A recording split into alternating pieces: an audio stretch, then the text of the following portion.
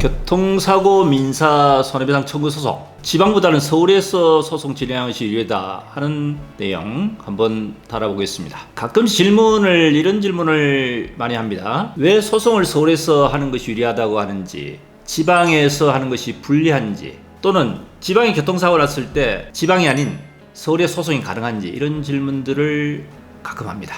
우선 지방에서 교통사고 나더라도 소송이 서울에서 가능한 이유는, 물론 가해자 사고를 냈지만은 사고를 대행하는 것이 이제 보험사입니다. 근데 보험사는 본사가 대부분 이제 서울에 소재하고 있기 때문에 법원 등기부 등본상에 소재한 서울에서 소송이 가능합니다. 어차피 가해자 상대로 소장을 졌더라도 보험사에서 다 대행을 하도록 되어 있기 때문에 그렇습니다. 자, 그렇다면 지방보다는 서울에서 소송이 유리하다. 왜 그럴까요?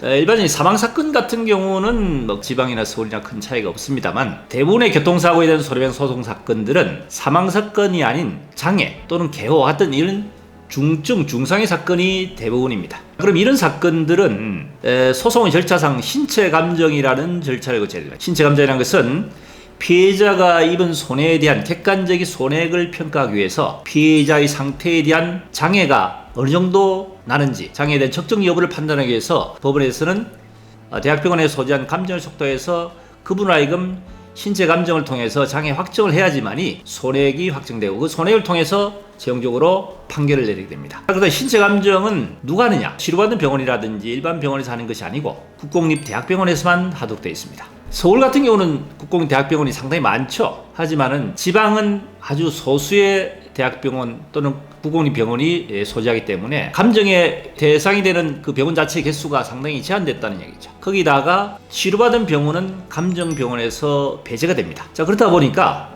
지방일수록, 지방도 좀 중소도시 이하의 이런 소도시에서 사고난 경우에는 그 주변에 국공립대학병원의 개수가 몇 군데 안 될 겁니다. 거기다가 말씀드렸다시피 환자가 치료한 병원 자체는 감정병원에서 대상에서 제외하다 보니까 감정 대상 병원이 한두 개 정도, 또 두세 정도의 아주 제한된 개수의 대학병원에서 감정이 이루어지게 됩니다. 자, 그렇다 보니까 어떤 문제가 생기냐면은 신체 감정에 대한 감정 결과는 감정 이사가 하는데, 이 감정 결과의 감정 해신에 따라서 모든 것이 결정된다는 얘기입니다. 근데 대학병원의 많은 이런 곳에서는 보험사의 입김이 작용하지 않지만, 소수의 대학병원이 소재한 이런 병원에서는 신체 감정의 대상이 되는 그 대학병원이 개수가 적다 보니까 치료하는 병원에서 환자가 치료하는 그 병원의 의사들이라든지 이런 분들에 대해서 보험사에서 아무래도 상당히 긴밀한 관계가 유지될 수 있는, 입김이 작용할 수 있는 여지가 있기 때문에 그런 부분에 대해서 신체 감정의 공정한 평가 아닌 불이익이 될 수 있는 보험사 유리한 평가가 될 수 있지 않겠느냐 한 우려가 생길 수 있다는 얘기입니다. 그런 우려를 불식시키기 위해서 가급적이면 지방보다는 서울에 있는 대학병원에서 감정하는 것이 유리하다